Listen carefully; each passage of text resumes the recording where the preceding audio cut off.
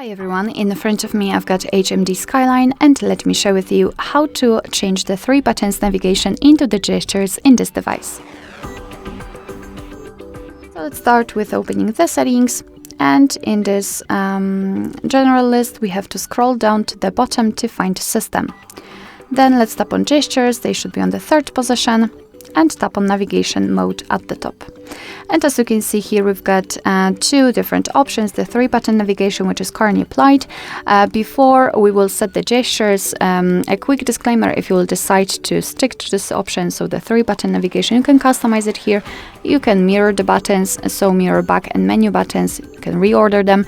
And here we've got the settings, so you can decide whether you want to hold home for Assistant from Google. So it's up to you totally. I just want to remove it.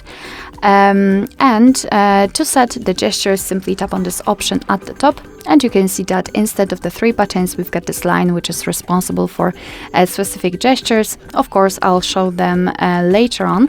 After tapping on the settings icon, you can manage digital assistant and back sensitivity, and I highly recommend to get back to this option after a while of using the gestures, so you will be able to decide whether you need this back sensitivity to be lower or higher.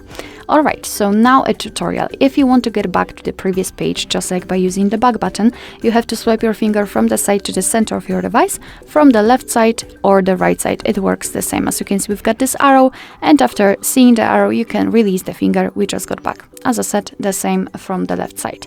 If you want to get back directly to the home page, swipe your finger from the bottom to the center of your device, and make sure that your motion will be quick and short, just like that. And if you want to open the recents, repeat the gesture, however, elongate it. So hold your finger somewhere here and release the finger when you will see open tabs. Alright, so that will be all. Thank you so much for watching. I hope that this video was helpful, and if it was, please hit the subscribe button and leave the thumbs up.